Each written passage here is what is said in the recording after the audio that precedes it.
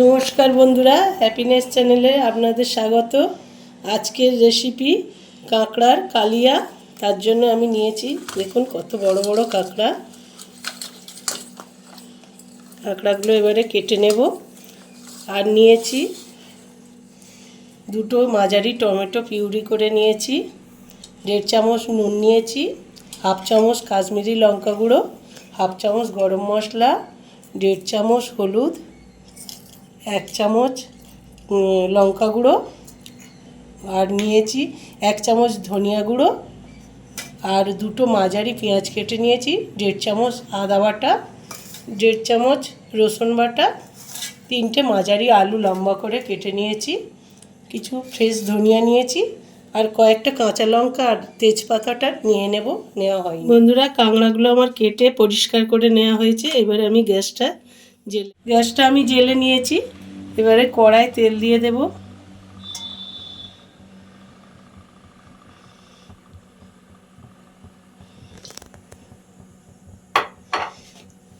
তেলটা গরম হয়ে গেলে প্রথমে আলুগুলো ভেজে তুলে নেব।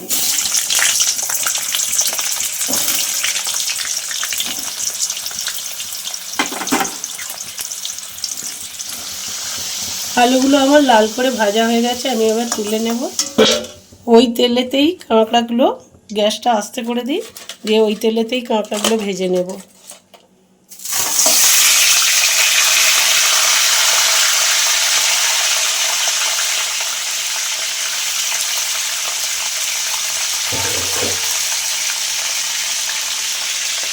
হাফ চামচের মতো হলুদ গুঁড়ো দিলাম,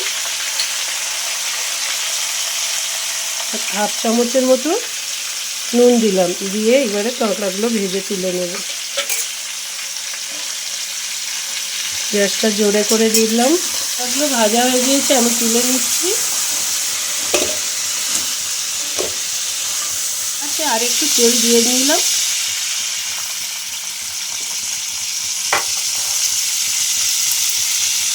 তেজপাতাটা দিয়ে দিলাম, লঙ্কাটা দিয়ে দিলাম, কাঁচা লঙ্কা 3টে দিলাম,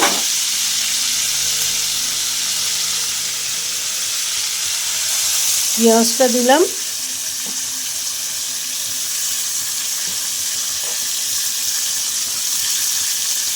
পেঁয়াজটা 2-1 মিনিট লাল করে ভেজে তারপরে রসুনটা দেবো। পেঁয়াজটা মোটামুটি লাল করে ভাজা হয়ে গিয়েছে, আমি একটু সাইড করে দিয়ে আর রসুনটা দিয়ে দেব।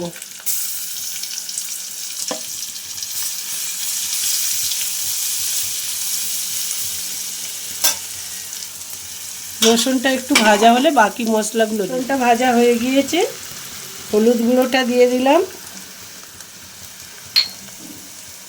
ধনিয়া গুঁড়োটা দিয়ে দিলাম, লঙ্কা গুঁড়োটা দিয়ে দিলাম, আর আদা বাটাটা দিলাম, দিয়ে একটু কষিয়ে তারপরে বাকি মশলাগুলো দেব। মশলাটা কষা হয়ে গিয়েছে, আমি এবারে টমেটোর পিউরিটা দিয়ে দেব।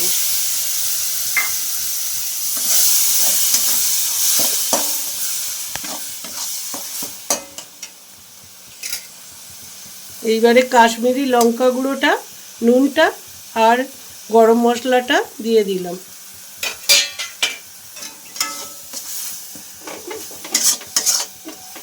টমেটোটা কষা হয়ে গেছে, তেল ছেড়ে দিয়েছে দেখুন।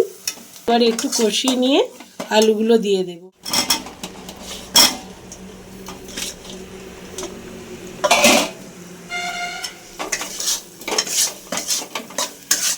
আলুটা দিয়ে 2-3 মিনিট কষে তারপরে জল দিয়ে আর কাঁকড়া দেব। আলুটা আমার খুব সুন্দর করে কষা হয়ে গেছে, তেল ছেড়ে দিয়েছে। এইবারে আমি জলটা দিয়ে দেব।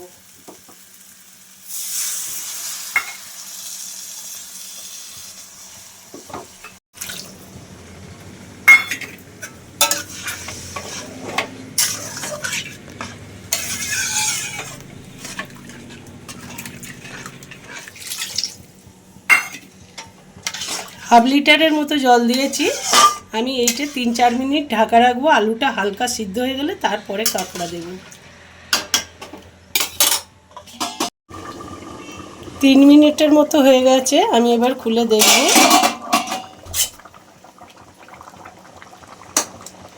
আলুটা সিদ্ধ হয়ে গেছে, কাঁকড়াগুলো এবার দিয়ে দেব।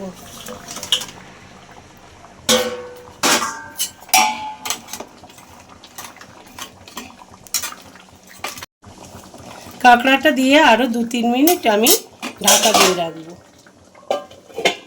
4-5 মিনিট হয়ে গেছে, আমি এবার খুলে দেখব।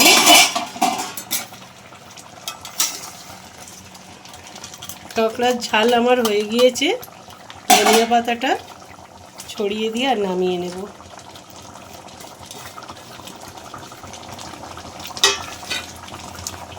বন্ধুরা, কাঁকড়ার ঝাল আমার রেডি।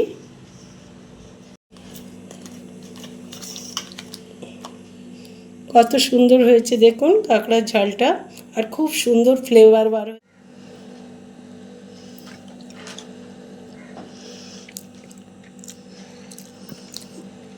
বন্ধুরা, অসম্ভব সুন্দর খেতে হয়েছে।